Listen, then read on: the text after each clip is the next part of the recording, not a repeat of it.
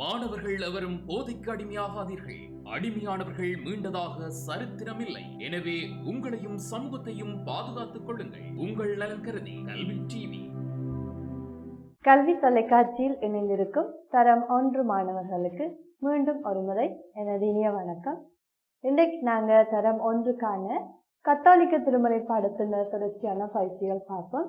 நாங்கள் ஏற்கனவே நிறைய பயிற்சிகள் செய்திருக்கிறோம். அதில் தொடர்ச்சியான பயிற்சிகளாகவே இன்றைக்கு பார்ப்போம். அதில் நாங்கள் முதலாவதாக பார்ப்போம். நாங்கள் ஏற்கனவே பார்த்த விடயங்கள் தான் ஒரு தொடர்பு படுத்துவது. இப்போ இதில் பார்ப்போம், நாங்கள் தமிழில் படிக்கிறது போல எழுத்துக்களை வச்சு என்ன செய்கிறோம், சொற்களாக்குறோம். அது மாதிரி இங்கே சமயம் தொடர்பான, அதாவது உங்களுடைய பாட புத்தகத்தில் இருக்கிற சில சொற்களை வச்சு இங்கே ஒரு தொடர்பு படுத்துகிற செய்ய போகிறோம். பாருங்க, வீணா, சேனா, பாவனா, ஓனா, மானா, இவ்வளவு எழுத்துக்களும் இருக்கு. இதுல என்ன செய்ய போறோம்? இப்ப வீணாவில் ஆரம்பிக்கிற ஒரு சொல், அந்த சொல் எப்படியானதா இருக்கும்? நாங்க உங்க சமய பாடத்துல படிச்ச ஒரு சொல்லா இருக்கும். இப்ப பாப்போம், அங்கால இருக்கிறது என்ன? பாவம், மறைக்கல்வி, விசுவாசம், செபமாலை, ஒற்றுமை, இவ்வளவும் இருக்கு. இப்ப இங்க வீணாவில் என்ன வரப்போகுது பாருங்க, விசுவாசம். விசுவாசம்னா என்னன்னு உங்களுக்கு தெரியும். நாங்க நம்பிக்கை, விசுவாசமாக இருக்கிற இறைவன் மீது பற்று வைத்திருக்கிறத விசுவாசம் என்று சொல்லலாம். சேனா, இங்க சேனாக்கு பொருத்தமா என்ன இருக்கு? செபமாலை. செபமாலை என்றால் தெரியும், நாங்க செபம் சொல்வதற்கு பயன்படுத்துவோம் செபமாலை. பாவன்னா, பாவம். பாவம் நாங்க சென்ம பாவம் படிச்சிருக்கிறோம், கண்ம பாவம்னு படிச்சிருக்கிறோம். சென்ம பாவம்னா நாங்க திருமுழுக்குல எங்களுக்கு கிடைக்கிற பாவம், திருமுழுக்கின் மூலம். கண்ம பாவம்ன்றது ஏனைய பாவங்கள். அடுத்தது ஓனா. பாருங்க, ஓனாவில் ஒற்றுமை. ஒற்றுமை இங்க என்னன்னு உங்களுக்கு தெரியும். மானா, மறைக்கல்வி. மறைக்கல்வியில நாங்க நிறைய விடயங்கள் படிக்கிறோம். அது மறைக்கல்வி என்றால் என்னென்றும் உங்களுக்கு தெரியும். சரி, அது மாதிரி நாங்க அடுத்ததுல பார்ப்போம். இங்க சில செயல்கள் இருக்கு. இந்த செயல்கள்ல நல்ல செயல்கள், அதுதான் நற்செயல்கள்னு சொல்லுவாங்க. இங்க இருக்கிற நற்செயல்கள் என்ன? பின்வருவனவற்றுள் நற்செயல்களை சுற்றி வட்டமிடுக. இப்ப இங்க இருக்கிறதுல நல்ல செயல்கள் என்ன பாருங்க. முதலாவது இறைவனை வழிபடுறார். இரண்டாவது பாருங்க, மலர் செடிகளுக்கு தண்ணீர் ஊற்றுறது. மூன்றாவது தனது தாய்க்கு உதவி செய்தல், பெற்றோருக்கு உதவி செய்தல். நான்காவது பாருங்க, புத்தகங்களை கிழித்தல். ஐந்தாவது படித்தல். ஆறாவது என்ன? சண்டை செய்தல். ஏழாவது முதியவருக்கு உதவுதல். எட்டாவது பாருங்க, மற்றவரை பழித்தல். மற்றவருக்கு துன்பம், அவர்களை கஷ்டப்படுத்துவது. இப்போ இதுல நல்ல செயல்கள் உங்களுக்கு தெரியும். முதலாவது என்ன? நல்ல செயல். நாங்க அதை சுற்றி, அந்த இலக்கத்தை சுற்றி வட்டமிடுவோம். அடுத்தது மூன்றாவது இலக்கம் இருக்கிறது நல்ல செயல், உதவி செய்தல், பெற்றோருக்கு உதவி செய்கிறது. அடுத்தது பாருங்க, ஐந்தாவது படித்தல், அதுவும் நல்ல செயல். வேற என்ன வரும்? 7ஆம் நம்பர் பாருங்க, முதியவருக்கு உதவி செய்தல். அடுத்தது என்ன? மரங்கள் செடிகளுக்கு தண்ணீர் ஊற்றுதல், அது ஒரு நல்ல செயல். அடுத்த பாருங்க, இங்க இது இவ்வளவும் நல்ல செயல்கள். 4, 6, 8 இலக்கங்கள் எல்லாம் என்ன? தீய செயல்கள், கெட்ட பழக்கங்கள் சொல்லலாம். புத்தகங்களை கிழித்தல், சண்டை பிடித்தல், மற்றவர்களை துன்பப்படுத்தல் எல்லாம் தீய செயல்கள். நாங்க நல்ல செயல்கள் எதுன்னு எங்களுக்கு தெரியும், அதை நாங்க கடைபிடிக்கவும் வேணும். அடுத்தது பார்ப்போம். இங்க நாங்க படங்கள் மூலம் இனங்கண்டால் இப்ப நாங்க எழுதுவோம். நம்மிடம் காணப்படக்கூடிய கூடாத தீய பழக்கங்கள், அதே மாதிரி நல்ல பழக்கங்கள், நல்ல பண்புகள். நல்ல பழக்கங்களும் தெரியும் உங்களுக்கு, தீய பழக்கங்களும் தெரியும். இப்ப பாருங்க, தீய பழக்கங்களுக்கு உதாரணம் என்ன சொல்லலாம்? பொய் சொல்லுதல், பொய் பேசுதல். பொய் பேசுதல் ஒரு தீய பழக்கம். களவு செய்தல், களவு செய்தல் நல்ல பழக்கமா? இல்லை. எதிர்த்து பேசுதல் நாங்கள் பெற்றோர் பெரியோர் எங்கள் வயதுக்கு மூத்தோர் அனைவருக்கும் எதிர்த்து பேசுவது ஒரு தீய பழக்கம். சண்டை செய்தல் அது நல்ல பழக்கமா? இல்லை. பொறாமை கொள்ளல் அடுத்தவர் மீது பொறாமை கொள்வது, இதெல்லாம் எங்களிடம் இருக்குது சில தீய பழக்கங்கள், நாங்கள் பார்க்கக்கூடிய தீய பழக்கம். இதை விட நிறையவும் இருக்குது. என்னது? மதித்து நடக்காமல் இருக்கிறது, கீழ்ப்படியாமல் இருக்கிறது, பெற்றோர் சொற்படி கேட்காமல் இருக்கிறது, மற்றவர்களை துன்பப்படுத்துறது, பொது சொத்துக்களை சேதப்படுத்துதல், வேற கோபம் கொள்ளுதல், அதிக கோபம் கொள்ளுதல், இப்படி நிறைய இருக்கு. இப்போ இவ்வாறான பழக்கங்கள் எங்களுக்கு என்னென்னு தெரியும். அதை நாங்கள் செய்யக்கூடாது, செய்யக்கூடாத பழக்கங்கள். அது மாதிரி எங்களிடம் நல்ல பழக்கமும் இருக்கு. நாங்கள் எல்லோரும் கெட்டவர்கள் இல்லை, எங்கள நல்ல பழக்கங்களும் இருக்கு. எங்கிட்ட இருக்கிற நல்ல பண்புகள் என்னென்ன? உண்மை பேசுதல். நாங்கள் நிறைய உண்மை பேசியிருப்போம், சில வேளைகளில் பொய் பேசியிருப்போம். பொய்யை தவிர்த்து உண்மை பேச வேணும். உண்மை பேசுதல் ஒரு நல்ல செயல். உதவி செய்தல், எப்போவும் பெரியவர்களுக்கும் வயது மூத்தவர்களுக்கும் நாங்கள் என்ன செய்ய வேணும்? உதவி செய்ய வேணும். அதோட பொதுவாக அனைவருக்கும் உதவி செய்ய வேணும். உதவி செய்தல் ஒரு நல்ல பழக்கம். பகிர்ந்து கொடுத்தல், அது நாங்கள் எல்லோரும் செய்வோம். நீங்களும் உங்களுடைய பாடசாலையில் நண்பர்களோடு பகிர்ந்து கொடுக்குறீங்க. நண்பர்களுக்கு மட்டும் இல்லாமல் எல்லோருக்கும் நீங்கள் என்ன செய்ய வேணும்? பகிர்ந்து கொடுக்க வேணும். கீழ்ப்படிதல், அது முக்கியமாக ஆசிரியர்கள், பெரியவர்கள், பெற்றோர் எல்லோருக்கும் கீழ்ப்படிய வேணும். இப்போ நீங்கள் கீழ்ப்படிந்து இருக்கிறதுங்க, அது ஒரு நல்ல பண்பு. மதிப்பளித்தல், அதுவும் என்ன? பெரியவர்கள் ஆசிரியர்களுக்கு மதிப்பளிக்கிறோம், இதெல்லாம் நல்ல செயல். இதெல்லாம் உங்களிடம் இருக்கு. இதை விட இருக்கிற தீய பழக்கங்களை தான் நாங்கள் மாற்ற வேணும். அப்போ நாங்கள் இங்கே இல்லாதவர்களுக்கு கொடுத்து நாங்கள் உதவி செய்கிறோம், மற்றவங்களுடைய பெற்றோருக்கு வீட்டில் உதவி செய்கிறோம். இதெல்லாம் நல்ல பழக்கம் உங்களிடம் இருக்கிற நல்ல பழக்கம். அதோட நாங்கள் இன்னும் நல்ல பழக்கங்களையும் கடைபிடிச்சு தீய பழக்கங்களை இல்லாமல் செய்ய வேணும். அடுத்தது பார்ப்போம். இப்போ இங்க சில படங்கள் இருக்கு. இதுல தரப்பட்டதை வைத்து சரியானதை என்ன செய்ய வேணும்? தெரிவு செய்து கோடிடுவோம். இப்போ இங்க பாருங்க, மறைக்கல்வி, சூசை தந்தை, அப்பமும் ரசமும், திருக்குடும்பம், புனித மரியா, இவ்வளவும் இருக்கு. இங்க இருக்கிற படங்கள்ல சரியானவங்க கோடிடுவோம். மறைக்கல்வி, இதுல பாருங்க 2 படங்கள் இருக்கு. இதுல மறைக்கல்வி என்ன? இதுல மறைக்கல்வி என்னன்னு உங்களுக்கு தெரியும். எதுவா இருக்கும்? இதுதான் மறைக்கல்வி. இங்க அருட்சகோதரர் ஒருவர் மறைபாடம் எடுக்கிறார், மற்றது ஆலயம். அடுத்தது சூசை தந்தை. இதுல எது சூசை தந்தையா இருக்கும்? சூசை தந்தை யாரு? இயேசுவின் தந்தை, வளர்ப்பு தந்தைன்னு சொல்லுவோம். அப்ப இங்க யாரு வரும்? முதலாவதா இருக்கிற இந்த படம் தான் சூசை தந்தை. அடுத்தது பாருங்க, அப்பமும் ரசமும். அப்ப இங்க என்ன அப்பமும் ரசமும் இருக்கு? இரண்டாவதா இருக்கிற இந்த படம் தான் அப்பமும் ரசமும். முதலாவது என்ன? செபமாலை. அடுத்தது திருக்குடும்பம். திருக்குடும்பத்துல யார் இருப்பார்கள்? தாய் மரியா, தந்தை சூசை தந்தை, இயேசு அவர் மகன். இயேசு, மரி, சூசை, இந்த 3 பேரும் இருக்கிறத தான் நம்ம திருக்குடும்பம்னு சொல்றோம். இப்ப இங்க எது வரும்? இதுதான் திருக்குடும்பம். அடுத்தது பாருங்க, புனித மரியா. இங்க புனித மரியா எங்க இருக்கு? இதுதான் புனித மரியா. இது உங்களுக்கு தெரியும். இதுல நாங்க மறைக்கல்வி பார்க்கிறோம். அடுத்ததா சூசை தந்தை, அப்பமும் ரசமும், அது நாங்க நற்கருணைன்னு சொல்லுவோம். திருக்குடும்பம், புனித மரியா, இவ்வளவும் உங்களுக்கு தெரியும். அடுத்தது பார்ப்போம். இங்க சில கேள்விகளும் விடைகளும் இருக்கு. இதுல சரியான விடையின்கள் கோடிடுவோம்.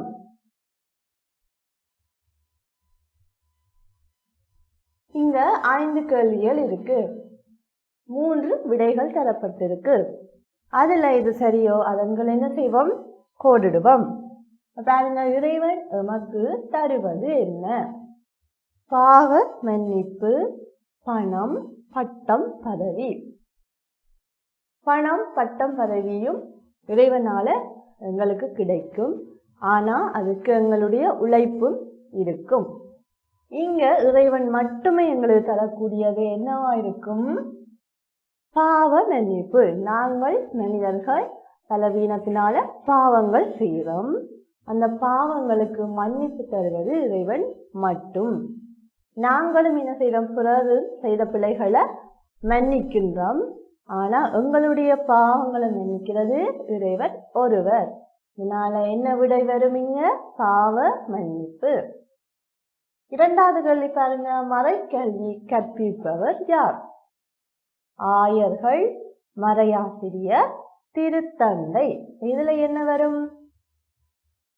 எங்களுக்கு ஆயர்கள், திருத்தந்தை என்ன யாருன்னு தெரியும். மறை பாடத்தை சொல்லித்தாரவர்களை நாங்க மறையாசிரியர் என்று சொல்லுவோம். மறைக்கல்வி, மறை ஆசிரியர். மூன்றாவது பாருங்க, எம்மை தீய வழியில் கூட்டி செல்பவர் யார்? இங்க கடவுளின் மகன், அவர் தான் யாரு? இயேசு கிறிஸ்து. கடவுள் சாத்தான். அப்ப இங்க எது வரும்? தீய வழிக்கு கொண்டு செல்றது யாரு? சாத்தான்.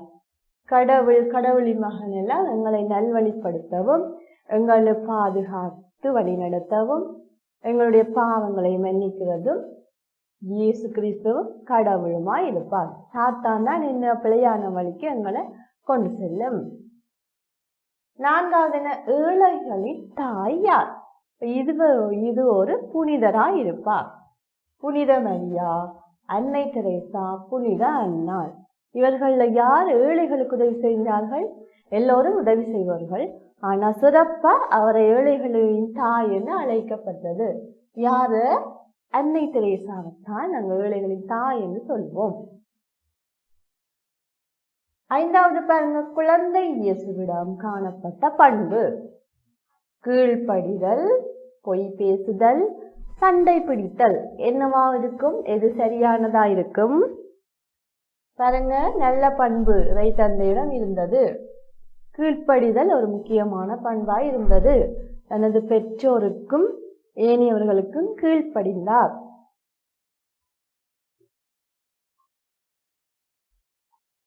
இங்க குழந்தை இயேசுவை உதாரணமாக நாங்க எடுக்கிறோம். அதுல கீழ்ப்படிதல் முக்கியமான பண்பு.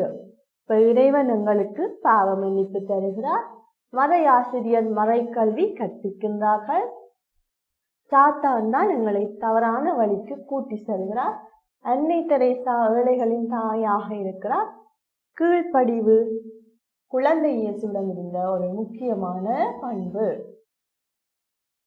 அடுத்தது பார்ப்போம், ஒரு இறைவழி நடக்கிறது.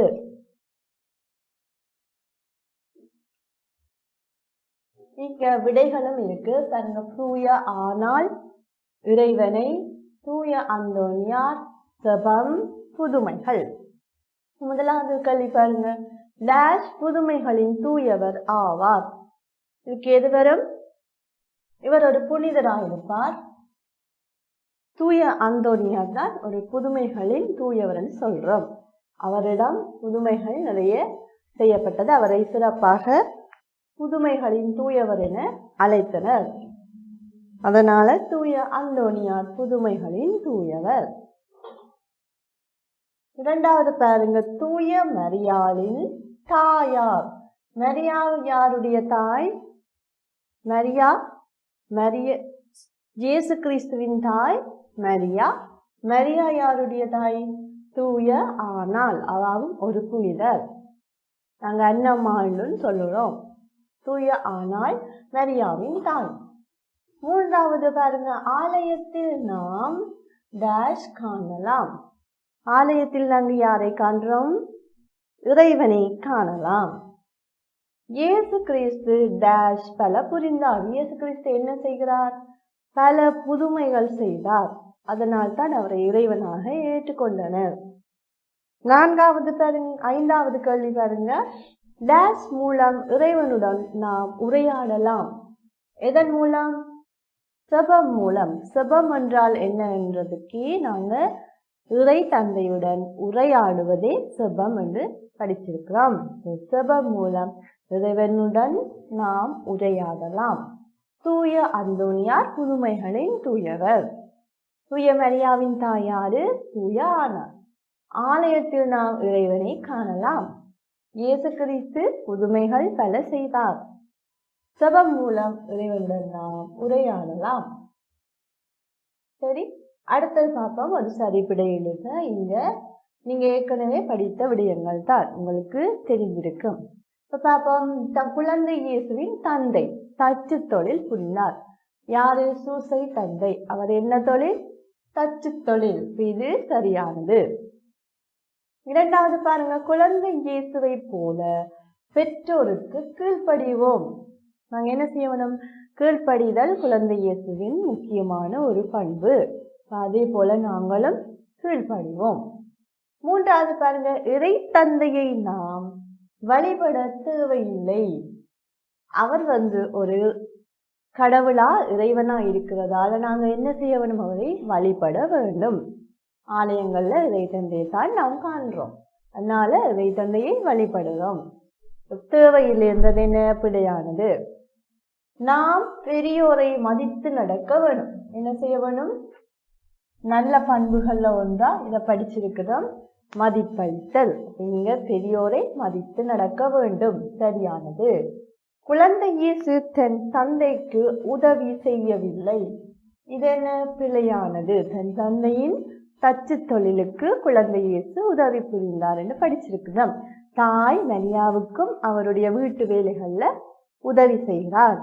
அதே போல தந்தைக்கும் குழந்தை இயேசு உதவி செய்கிறார்.